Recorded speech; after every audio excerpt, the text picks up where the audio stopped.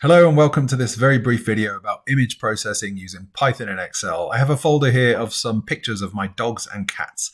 I would like to pull those images into my Excel file so that I can process them and work with them. First, we'll use from the data menu, get data from file, from folder. Select the images folder and hit open. Here are my list of images. I'm going to transform them. Now to begin with, I've got the binary of my images. That's great. Normally we would hit combine files if these were text files or something like that. But let's look at what happens when we hit combine files on images. We don't recognize the format of your first file. Use supported types, text, CSV, etc.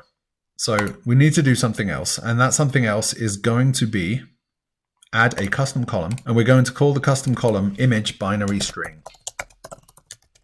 The formula is going to be binary.toText.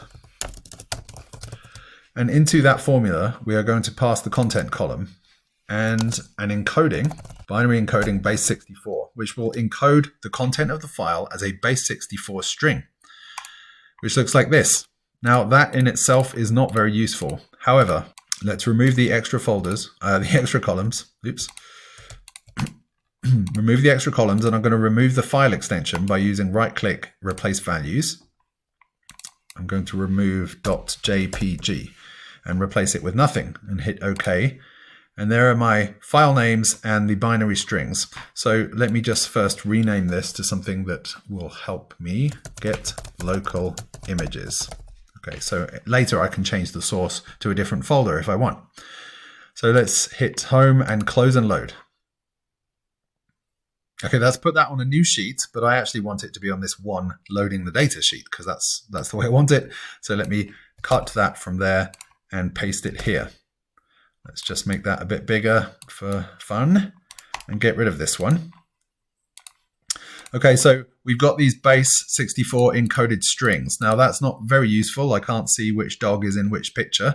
So we're going to use Python to decode it from this string back into an image.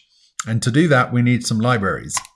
So as is good practice with a Python in Excel workbook, we have a sheet all the way to the left where we will put our imports for the libraries we want to use.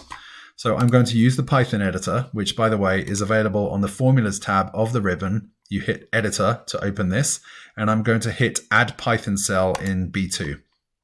Now I want to be able to decode the base 64 strings. So the first thing I need is, the base 64 library, and from that will create an image, but in just the bytes of the image. That will create an object that is the bytes of that image, and I need to be able to interpret those bytes. So I need to do from IO import bytes IO, and lastly I need something that can work with images. And there is the Python image library, also known as Pillow, which you use like this. You use from PIL import image. Okay. And we're going to just put a note here saying imported libraries for image processing. So Control Enter executes that. Okay, so that's the first step. Now we've got the loaded data here, but first we need to put this data into a Python data frame. Now, if you recall, that's quite easy. We just type equals py and tab, and then let's call it df because that's the convention. And we can just select, in fact, let's do it this way, Excel. And when we type an open string, it will give us the queries and the tables. I'm going to select the query name and press tab. And you can see it's auto-completed with a prefix telling me that that is the query itself and not the table that you can see on this sheet. So we've done that, and I'm going to put a note here saying loaded the query into a data frame called df. And Control Enter executes that. Right, so we've got the data frame, df. Now the next one is probably the most interesting part. So first we're going to create a Python cell here. To begin with, let's define a new function, def process images. And the function will have one parameter, and it will be df.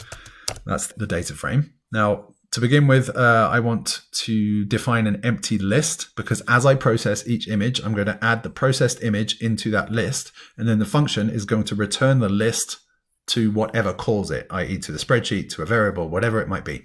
So let's create processed images will be an empty list. That's how you create an empty list. And next we want to iterate over those rows.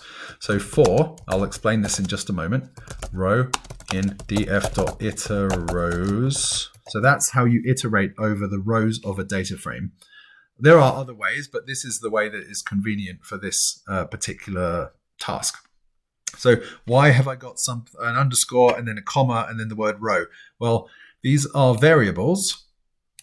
And when you use df.iterRows, it actually creates two things. It creates the index.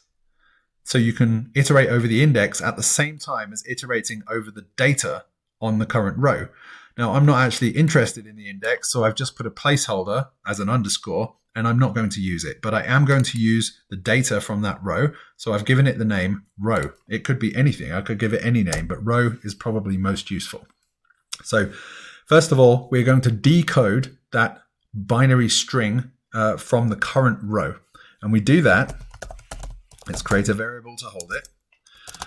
We do that using the base64 library, as I mentioned earlier, and we use b64 decode.